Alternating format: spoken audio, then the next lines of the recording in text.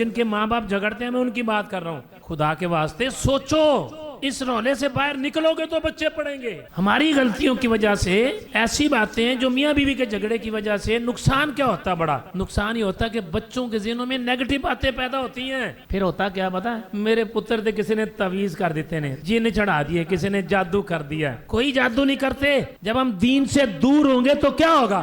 اپنی غلطیوں کو جادو مت کہو۔ نظر بد ہوتی ہے، جادو بھی کرتے ہیں، ایسا نہیں کہ نہیں کرتے، جنات بھی ہوتے ہیں، میں کسی چیز کا انکار نہیں کر رہا، لیکن معاشرے میں اس وقت کیا ہو رہا ہے؟ دین سے دوری کی وجہ سے ہمارے گھروں میں جھگڑے ہی ختم نہیں ہو رہے، نماز نہیں پڑھی جاتی جس سے برکت ہو، ہمارے گھروں میں عرصہ گزر گیا، قرآن نہیں پڑھا گیا، کئی گھرانے ایسے ہیں کئی سال گزر گئے، صبح کی اٹھ کے بیوی نے نماز ہی نہیں پڑھی یا شوہر نے نماز ہی نہیں پڑھی، تو کیا یہ جادو ہو گیا ہمارے گھروں میں؟ یہ جن آ گئے ہمارے گھروں میں؟ نحوست آ گئی، نحوست۔ ایک بات یاد رکھیں، قرآن کے پڑھنے کی برکت ہوتی ہے اور گناہ کی نحوست ہوتی ہے۔ ایک گھر کے اندر اگر 6 افراد ہیں نا تو صبح سے اٹھ کے 6 کے 6 بندوں کی فیس بک کھلتی ہے، ٹویٹر کھلتا ہے، واٹس ایپ کھلتا ہے۔ میرے بھائیوں، ہمارے گھروں میں نحوست کی بہت بڑی وجہ آپ دیکھ لیں، جن کے گھروں میں قرآن پڑھا جاتا ہے آپ جا کے چیک کر لیں، تھوڑے بہت اختلاف ہوتے ہیں لیکن سکون ہے، کوئی بڑی مصیبت نہیں آتی گھر میں، کوئی بڑی بیماری نہیں آتی گھر میں، کاروبار میں برکت ہوتی رہتی ہے، رزق میں اضافہ ہوتا رہتا ہے، خیر ہوتی رہتی ہے۔ اس کے گھر میں جب قرآن پڑھا جاتا ہے نا،